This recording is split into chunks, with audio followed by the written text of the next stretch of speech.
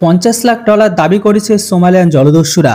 হ্যাঁ বন্ধুরা, ভারত মহাসাগরে জলদস্যুর কবলে পড়া বাংলাদেশি জাহাজ এমভি আবদুল্লাতে জিম্মি 23 নাবিককে মুক্তি দিলে তার জন্য $50 লাখ মুক্তিপণ দাবি দিতে হবে বাংলাদেশি সরকারকে। শিগগিরই না দিলে তাদের একে একে মেরে ফেলার হুমকি দিয়েছে তারা। চট্টগ্রামের কবির গ্রুপের মালিকানাধীন 23টি জাহাজের একটি এমভি আবদুল্লাহ। এর পণ্য পরিবহন ক্ষমতা 58,000 টন। জাহাজটি কবির গ্রুপের সহযোগী সংস্থা এসআর শিপিং লিমিটেডের। পণ্যবাহী জাহাজটি কয়লা নিয়ে ভারত মহাসাগর হয়ে মোজাম্বিক থেকে আরব আমিরাতে আল হামিরিয়া বন্দরের দিকে যাচ্ছিল। গন্তব্য ছিল দুবাই। মোজাম্বিকের মাপ্তু বন্দর থেকে সংযুক্ত আরব আমিরাতে যাওয়ার পথে বাংলাদেশ সময় বেলা 1:30টায় জাহাজটি ওঠে নিয়ন্ত্রণ নেই সোমালিয়ার জলদস্যুরা। জাহাজটিতে 55,000 টন কয়লা রয়েছে। জাহাজে থাকা 23 নাবিকেরই সবাই বাংলাদেশি।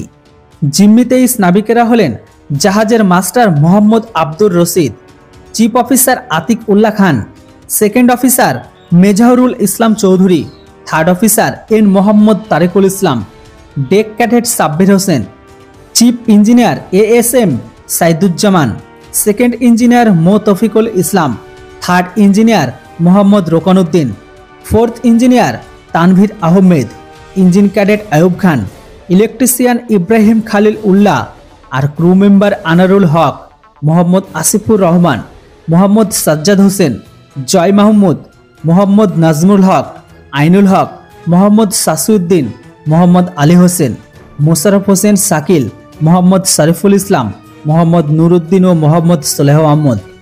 জিম্মির পর তাদের একটি কেবিনে রাখা হয়।